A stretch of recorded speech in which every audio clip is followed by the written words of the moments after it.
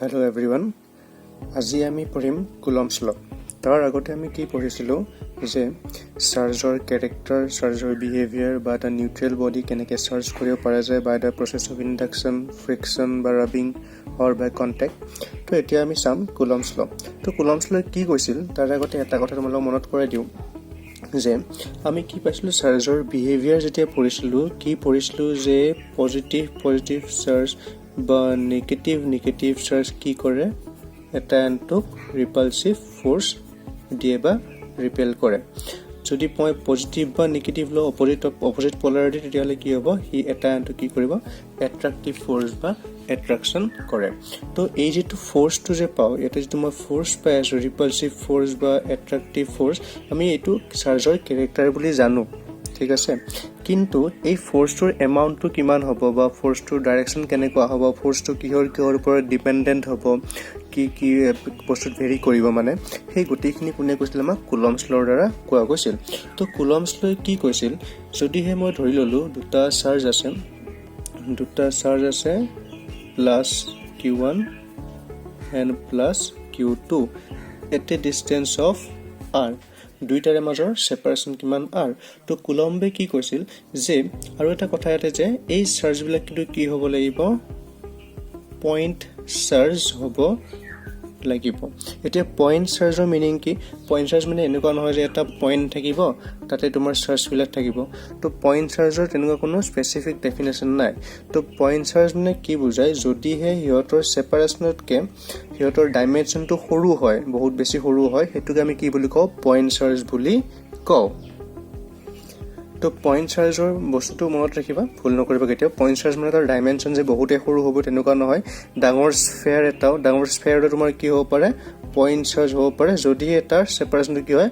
বহুত বেছি হয়, মানে ডাইমেনশ্যনতকৈ তাৰ ছেপাৰেশ্যন যদি বহুত বেছি থাকে ডিষ্টেঞ্চটো দুইটা চাৰ্জৰ মাজৰ, তেনেহ'লে সেই দুইটা চাৰ্জক আমি কি বুলি কওঁ পইণ্ট চাৰ্জ বুলি কনচিডাৰ কৰিব পাৰোঁ, ঠিক আছে। তো নেক্সট চাওঁ কুলম্বছ ল'ৰ ষ্টেটমেণ্টটো পঢ়িছোঁ, মই লিখি দিছোঁ তোমালোকক, ষ্টেটমেণ্টটো পঢ়ি চাব পাৰে কি দিয়া আছে ষ্টেটমেণ্টটোত যে কি দিয়া চোৱা it states that the force of attraction or repulsion between two stationary point surge is directly proportional to the product of the magnitude of the two surges and inversely proportional to the square of the distance between them. That means F is proportional to Q1, Q2 and inversely proportional to square of the distance between them. এতিয়া এই দুটাকে যদি মই কি কৰোঁ লগাওঁ এটা constantly multiply কৰিব লাগিব। তো constant capital K লিখিলোঁ Q1 Q2 বাই R², ঠিক আছে। এই যিটো K এই Kটোৰ এটা নাম আছে, এই Kটোৰ নাম কি হৈছে এই Kটো কনষ্টেণ্ট হয়, সেই কনষ্টেণ্টটোৰ নাম হৈছে electrostatic force of constant,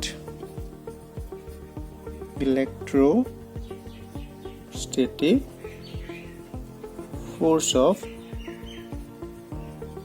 electrostatic force of constant. এতিয়া এই কেটো কি হয় তোমাৰ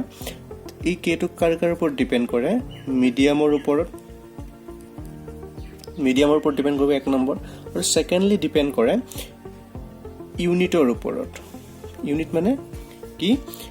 এই Q1 Q2 বা চাৰ্জ এইটো কি F মানে ফ'ৰ্চ, R মানে কি ডিষ্টেঞ্চ, মানে ফ'ৰ্চ চাৰ্জ বা ডিষ্টেঞ্চৰ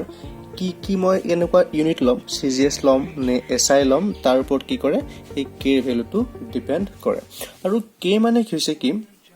মই ফাৰ্ষ্ট অফ অল ফ্ৰী স্পেচৰ কাৰণে লিখিছোঁ for free space or vacuum তোমাৰ K ভেলুটো কি হয় তোমাৰ K ইজ ইকুৱেল টু কি হয় 1/4πε0 আৰু তাৰ মেগনিটিউডটো কিমান হয় 9 × 10⁹ আৰু ইউনিটটো কি হ'ব নিউটন মিটাৰ স্কুৱেৰ পাৰ কুলম্ব স্কুৱেৰ। এইটো তুমি কুলম্বছ ল'ৰ ফৰ্মুলাটো চাই পেলাই তাৰ নিউটন তাৰ ইউনিটটো কি হয় উলিয়াব পাৰিবা, কাৰণ F ইজ ইকুৱেল টু কি আছিল K Q1 Q2 বাই R²। তো K মানে কি হ'ব ইউনিটটো ফ'ৰ্চৰ কাৰণে newton at metre square divide by coulomb square হ'ব। এইটো কাৰ কাৰণে ফ্ৰী স্পেচ বা ভেকুৱামৰ কাৰণে। আৰু এই যিটো কি হৈছে কি পালা এটা নতুন বস্তু পালা তোমালোকে কি এপসাইলন নট এই এপসাইলন নটক আমি কি বুলি কম পারমিটিভিটি অফ ফ্রি স্পেস এটুক আমি কি বুলি কওঁ permittivity of free space permittivity of free space এই বেলেগ মেটেৰিয়েলৰ কাৰণে কি হয় বেলেগ হয় ই একচুয়ালি কি হয় মেটেৰিয়েলটোৰ ক্যাৰেক্টাৰটো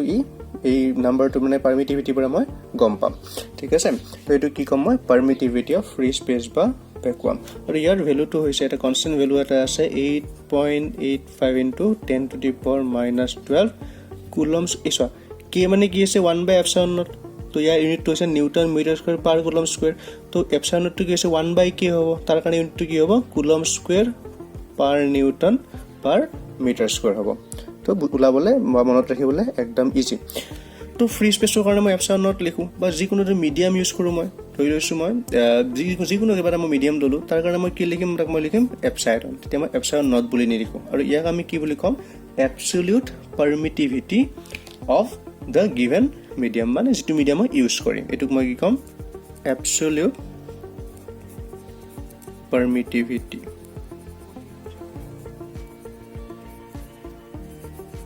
of the given medium যেটো মিডিয়াম মই ইউজ কৰিম এটো কি কম absolute permittivity এতিয়া ম্যাক্সিমাম বা কিছুমান ক্ষেত্ৰত আমি কি উলাব লাগে ৰিলেটিভ পাৰমিটিভিটিও কিছুমান নিউমেৰিকেল দিয়া থাকে তাৰ পৰা আমি উলিয়াব লগা হয় তো absolute permittivity উলিয়াব পাৰো তো কেটা ৰিলেশনটো চাই লোৱা নেক্সট মই লিখিম ৰিলেটিভ নেক্সট পইণ্টটো কম তোমালোক ৰিলেটিভ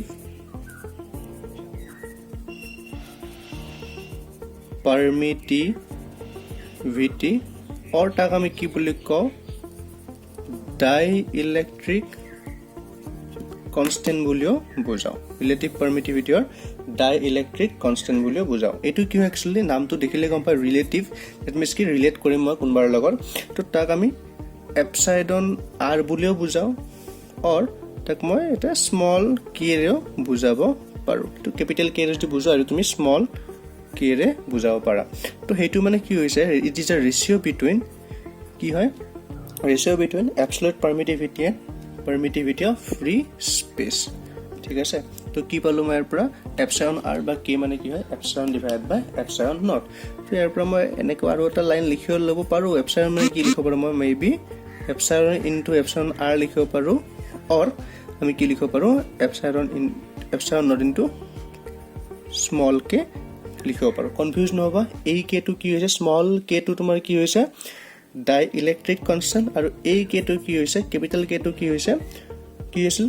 মনত কৰাব লাগে এই k টো কি আছিল মই কুলম্বছ ল যে দিছিলো কি দিছিলো কি কনস্ট্যান্ট আছিল এটো ফ্রি স্পেসৰ কাৰণে সৰি এটো কি কনস্ট্যান্ট আছিল ইলেক্ট্ৰোস্ট্যাটিক ফোৰ্স কনস্ট্যান্ট ইলেক্ট্ৰোস্ট্যাটিক ফোৰ্স কনস্ট্যান্ট আছে তো তোমাক যদি কি হয় দুটা চাৰ্জ q1 q2 ধৰি লৈছো ভ্যাকুয়ামত আছে বা q1 q2 তোমাৰ কি আছে ভ্যাকুয়ামত আছে বা ধৰি ললো q1 q2 তোমাৰ ভ্যাকুয়াম বা ফ্ৰি স্পেসত আছে তেতিয়া হলে ফোৰ্স তোমাৰ কি হ'ব F = 1/4π/0 q1 q2 by r square this separation r হয় the same force same charge দুটা মই কি সামথিং কিবা এটা মিডিয়ামত থ যাৰ ডাইইলেক্ট্ৰিক কনস্ট্যান্ট আছে k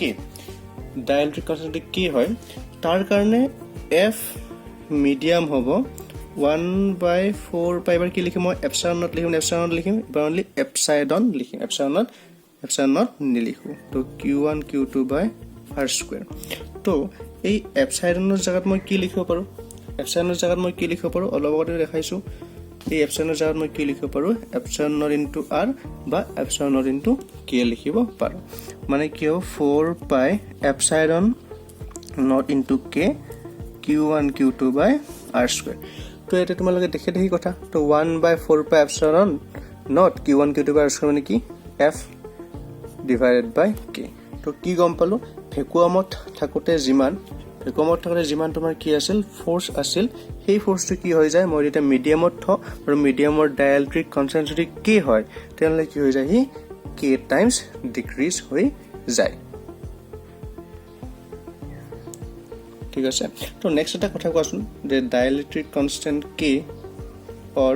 বা তাক তুমি কি বুলি কয় ৰিলেটিভ পাৰমিটিভিটি বুলি ক'ব পাৰা তাৰ ইউনিট কি হ'ব তাৰ ইউনিট তোমাৰ কি থাকে তাৰ কি থাকে ইউনিট নাথাকিব বা তাৰ ডাইমেনশ্যনলেছ হ'ব এইটো কি হ'ব তোমাৰ ডাইমেনশ্যনলেছ তোমাৰ কি হ'ব ডাইমেনশ্যনলেছ কোনো তোমাৰ ডাইমেনশ্যন নাথাকে কাৰণ কি হয় এইটো কি হয় এটা ৰেচিঅ' হয় এপচাইলন বা এপচাইলন নট কাৰণ দুইটাই তোমাৰ কি হয় সেম কোৱান্টিটি হয়নে সেম কোৱান্টিটি ৰেচিঅ' হ'লে তোমাৰ কি হয় ডাইমেনশ্যনলেছ ঠিক আছে আৰু এটা চাবা এয়াৰ আৰু ভেকুৱামৰ কাৰণে তোমাৰ কি হয় এয়াৰ ভেলুটো কিমান হ'ব এয়াৰ বা ভেকুৱামৰ কাৰণে এয়াৰ ভেলুটো কিমান হ'ব এপচাইলন নটৰ ভেলুটো কিমান হ'ব এয়াৰ বা ভেকুৱাম কাৰণ এই এয়াৰ বা ভেকুৱামৰ কাৰণে কি হ'ব epsilon not divide by epsilon not হ'ব মানে কি হ'ব 1 হ'ব that means the relative permittivity কি relative permittivity of free space কিমান হয়